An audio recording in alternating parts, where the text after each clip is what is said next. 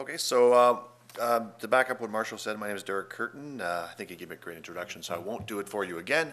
Happy to be here and look forward to kind of chairing the procedures here. I'll ask some questions of our panelists, and I'll be going to the audience to let you get involved with questions as well throughout the event. I definitely agree with some of the introductory comments. We're here at the early days, as Marshall said, of wireless communications and wireless data. I was participating earlier this morning in a kind of debate, online comment debate, of course, but around some articles. The question originally posed was, is Nokia out of the running? And a lot of people were chiming in and saying, oh man, Nokia is so dead.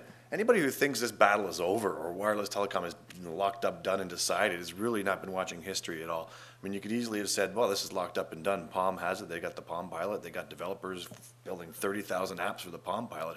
There's no more room for anyone else in the industry. I mean, there's 40% of the U.S. population is currently buying smartphones. 60% are not, and that's the U.S., which has the deepest penetration in the world. There's billions of other people out there who are looking for the solutions for them and the devices that are going to impress them. And there's a lot of years ahead of us to find out which devices they choose and who dominates the market, if there ever is a dominator going forward. So early days and a lot to learn and talk about. I think with that, I'm just going to. You're up here for guidance.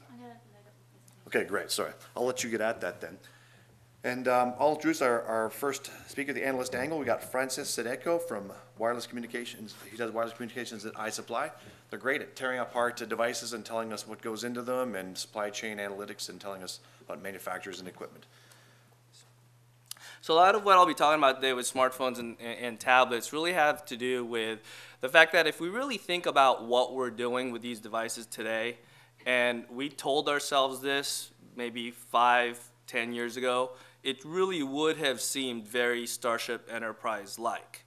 Some of the applications that Marshall was talking about, pretty much instant connectivity.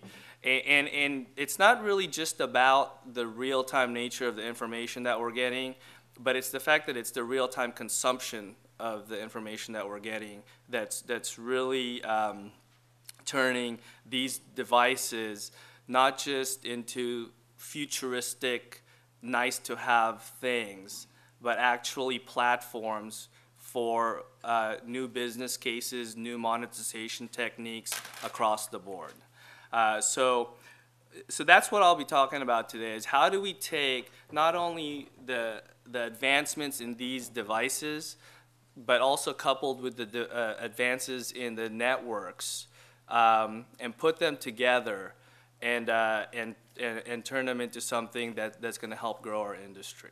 So one of the things that we're fond of saying is that futurist doesn't equal innovation.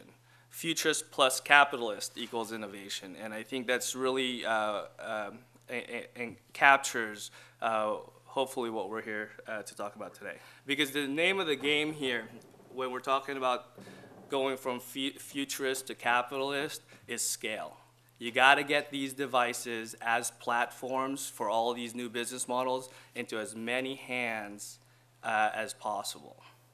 So there's a lot of exciting stuff going on there, and this next slide is just a cutout from the earlier slide, but really showing that this low-end segment, you could almost call it the gateway drug to further upgrades into the higher end user behavior and monetization that we want to get everybody to.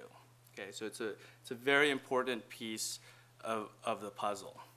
The other piece that I'll mention here is media tablets. So this actually shows it is absolutely a smaller percentage of the market when compared to smartphones as a whole. But if you take a look at how quickly media tablets have grown to the 200 million unit mark a year, or will grow, they've accelerated that timeline by about 7 years when compared to smartphones. So it took about the better part of a decade or more for smartphones to do what they needed to do in order to hit that mark.